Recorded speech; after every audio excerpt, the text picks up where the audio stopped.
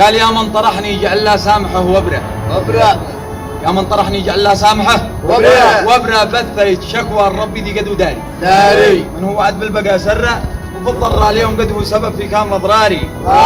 حتى وبقع قد اضحت كأنها عوره بتشوف طعل الردى كأنها اسد ضاري. انا لي الله يلهمني من الصبر واحبنا والقلم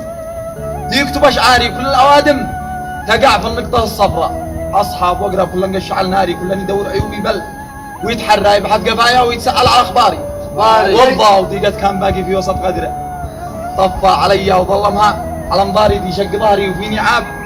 واتبرى ما عاد قبلني وانا يقبلني الباري عجزني الجهل ما يكتب ولا يقرا لكن والله ما وقفت مشواري هددني الوقت وتعبت بي الفقره ما طحت اوقف ولو هو امر اجباري لابد من يوم شوف الكل بايدره